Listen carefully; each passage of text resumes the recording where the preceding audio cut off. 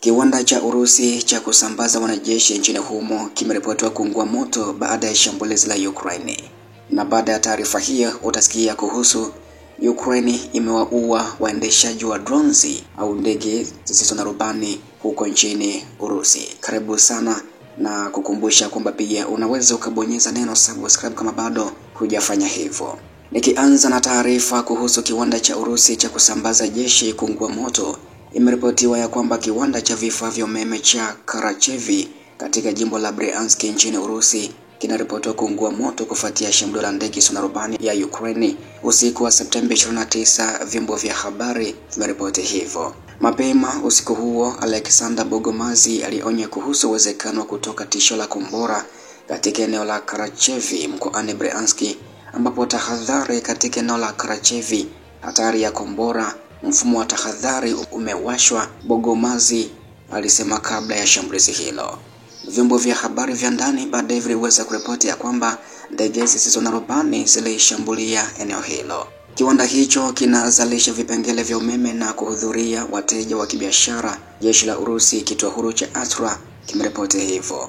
Mkoa wa Bryansk uko kando ya mpaka wa kaskazini mwa Ukraine na Urusi, na Karachevi iko karibu kabisa, kilomita 115 kutoka mpaka huo.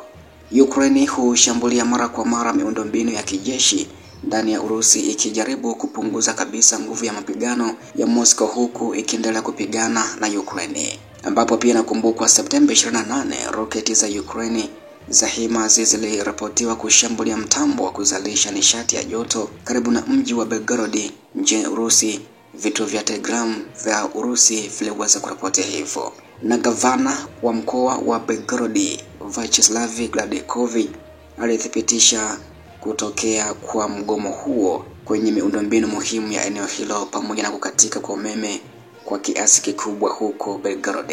Pia idara ya ujasusi ya kijeshi ya Ukraine maarufu kama HUR imesema ya kwamba imewaua angalau waendeshaji 4 wa ndege zisizo na rubani za Urusi katika mji unaokaliwa na Urusi wa Melitopol katika mkoa wa Zaporizhia.